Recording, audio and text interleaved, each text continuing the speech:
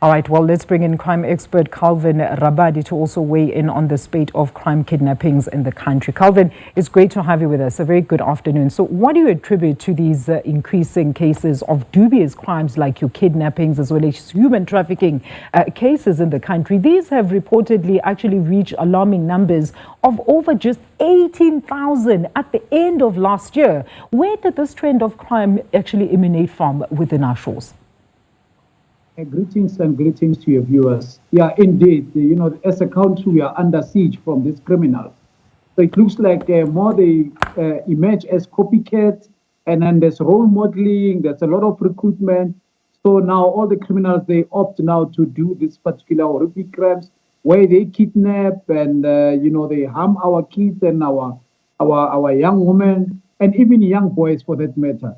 So one can say that I've always been saying that the criminals who were very ripe in committing cash in transit, because they use high caliber, they use very fast vehicles that are stolen, they have now opted to do the pickups on the kidnappings. And then once that happens, there is another group that looks after the victim. Then there is another group that monitors for the payment. So indeed, it is very ripe, and we've got a high number of guns roaming around our streets. So criminals, they take the opportunity now to resort to this particular crimes.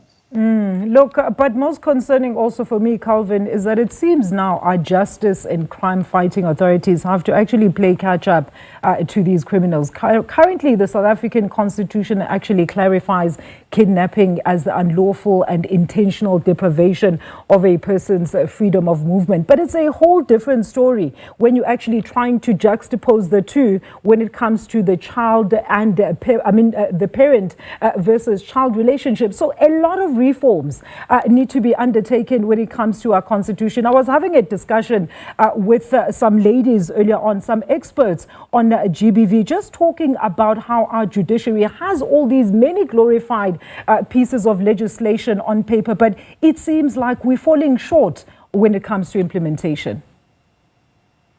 Yes, of course. No, we are falling short in implementing some of, the strategies and deriving from certain dialogues. But one can say that when it comes to kidnapping, it's a well-orchestrated, well-planned crime, especially if you're not talking about express kidnapping, because those are just quick opportunist crime. But if you're speaking about business guys being kidnapped for a large amount of a ransom, those are well-planned. So once again, normally we will say crime intelligence, they need to come on board and be proactive. But indeed, we can see that they are also under-resourced. And then again, when you speak of kidnapping, another thing that undermines the effort of the police to crack this particular case is once again the so-called pre-record SIM card and throwaway phones. Because that is the communication where now, the criminals, they demand ransom through that communication. And once the numbers, we don't know who the number belongs to, or it is pre-record under some old granny, police end up chasing their own tails. But again, we've got a societal problem whereby now, even in our homes, our young ones, our women are not even safe. And we also say, let us also, scrutinize, because it's becoming like a cult. Let's scrutinize the religions, let's scrutinize, the traditional leaders. What injunctions, what rituals are they performing? Because, we've been diagnosing that our people are high on drugs and abuse of alcohol, but now it looks like it's gone beyond there. But Calvin, when it comes to these issues, already we know that when it comes to communities having that faith in our law enforcement authorities, it becomes a very shaky area there, because a lot of communities do not believe that police will actually accord them and actually do justice to whatever case that they've actually reported. When you look at the number of incidents that have been reported, you find in this instance, yes, we need to give police, some some sort of, what you call it, let's give them a clap or congratulate them where they're actually doing well. In some instances, police will go out and arrest a suspect, but then when it comes to the law having to mete out actual, of course, meting out of sentences, that's when they struggle. These magistrates will just simply let these suspects go. So what happens in that regard when judiciary just fails at all ends? Yes, no. That's a very good point. And that's why we always come out and say we do not promote mob justice and vigilantism, because communities are fed up, and communities do know who are mostly the criminals in most of their areas. So to avoid also, people being falsely accused, end up confessing to crimes that they didn't, were not properly investigated, and just to avoid being beaten by the community.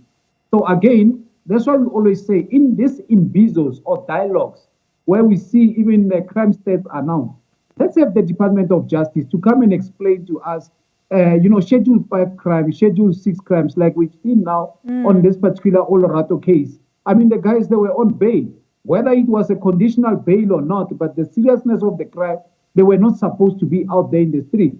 So indeed, there are good policemen who do the job. They go and arrest, and they are let down by, the Department of Justice because of either cases not prepared properly to come before them, or somehow, the so-called brown envelopes that we hear about does exist for that matter. So we kindly urge our communities, let's go back, let's rely on our police, let's support them, and we mustn't take law into our own hands. But again, our youth, especially even young kids as little as 12 years, they are under the influence of, drugs. I mean, at schools, kids take the so-called codeine mixed with anxiety pills, mixed with a cold drink. Let us go and take off those type of substance in our community so that we can have a better society and upbringing of young boys and young girls. We're going to leave it there. Calvin, thank you so much for your input. That is crime expert Mr. Calvin Rafadi there, weighing in on the current and recent spate of crime as well as kidnappings here in the country.